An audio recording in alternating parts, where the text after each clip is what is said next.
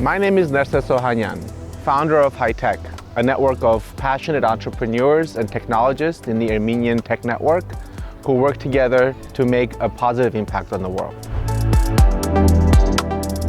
HyeTech started in 2011 in Silicon Valley when 4 Armenian founders found each other in the same incubation space and started to connect with each other. As time went on, we ended up inviting more and more people who share the same mindset, same interest, a deep passion in technology and a deep passion in Armenia.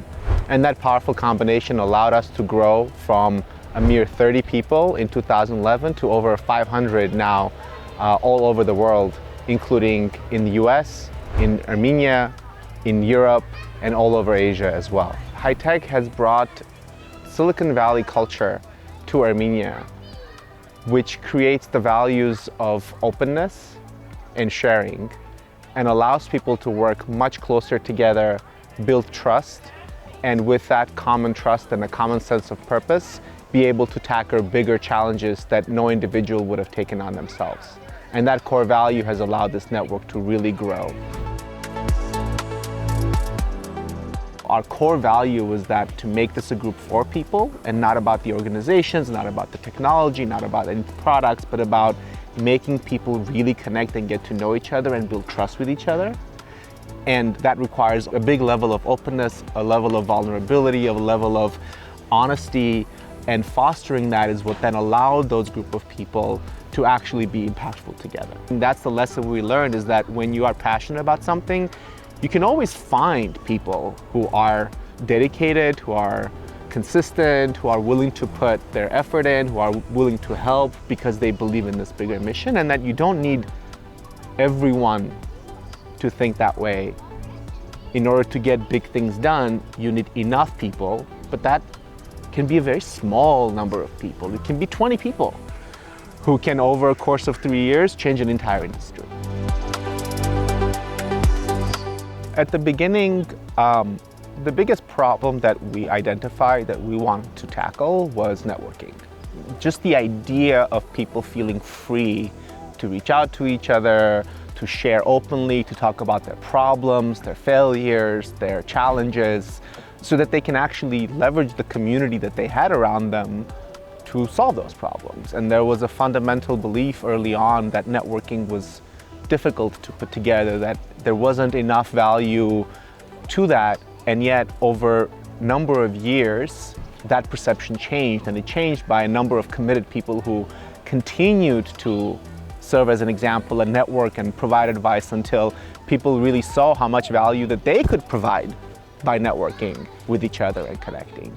And that really allowed a lot more people to enter the tech field and to feel like they could do more than just be an engineer, or more than just be a product manager, or more than just be somebody who's customer facing, but somebody who can then take those skills that they've developed and apply it to actually building companies and actually being leaders in those organizations, and knowing that they have people that they can now go to who can help them navigate a global marketplace that they didn't have access to earlier on in their careers. So these connections enable that to happen. And that was the initial problem that we were out to solve.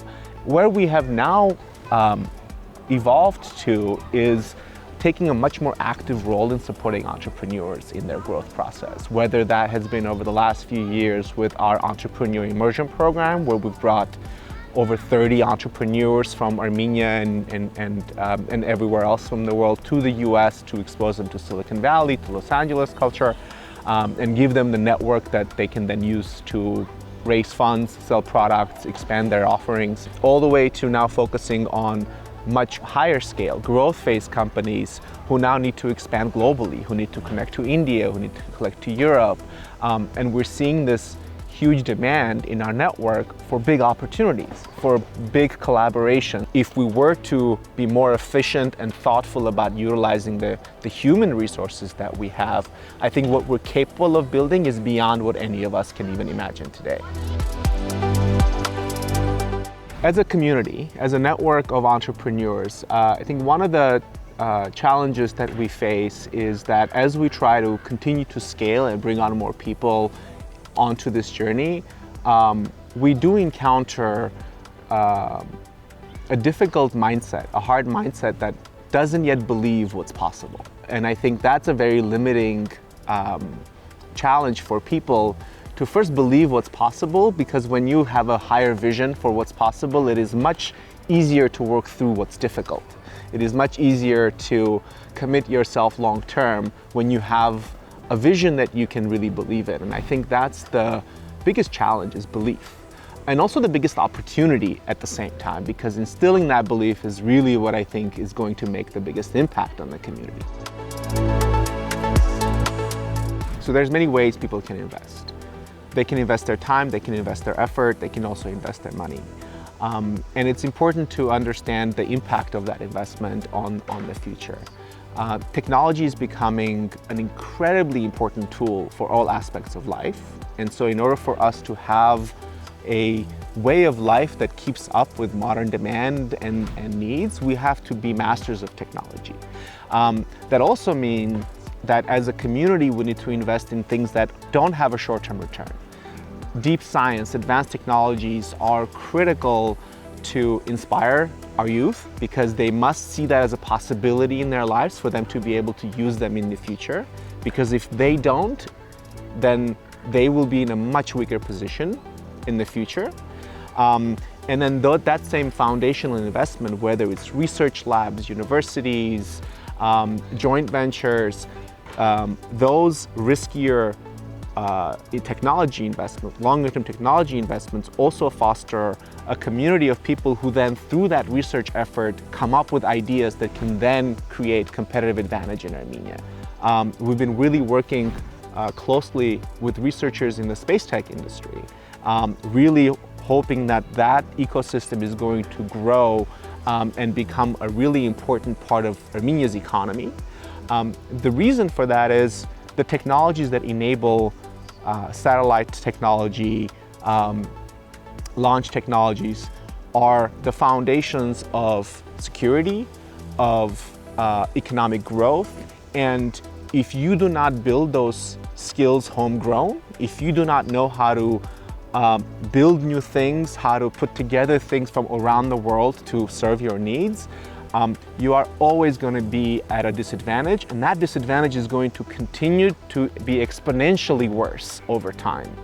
And so that it's really critical that at a time now when so many technologies are being turned around in the world, whether it's artificial intelligence, whether it's supercomputing, whether it's access to space, we have an opportunity to actually have a really significant, impactful footprint on the world by mastering these technologies. Natural resources is a constraint for us, but that doesn't have to be a crutch. It doesn't have to be a disadvantage. This is a mindset that is world-class. No entrepreneur starting a company is unrestricted. They face any number of restrictions, any number of hurdles that must be solved. And in fact, solving those hurdles is where a lot of the innovation comes through. And so we are in no worse or better position than almost any other country of our size to be able to do any of the things that we would like to do, whether it's hardware related or software related. And that's because the world is open. The world is open of our opportunities, and there is nothing stopping an entrepreneur in Armenia to work with organizations all over the world. In 5 years, I see HyeTech being a tool for Armenians all over the world to better connect and leverage the network. And I see the network being 10 times bigger than it is today. Tens of thousands of highly talented Armenians working closely together across many strategic initiatives that impact Armenia and life of Armenians. As we've been building this community and as we've been thinking about where is the source of the power of our community, I keep being reminded of a Yerishe Charen's quote. You Armenian people, your salvation is in the strength of your unity. And that really catches my ear, the phrase strength in unity, that there is in our unity strength. And it's not any one person's strength, it is everyone's strength to access.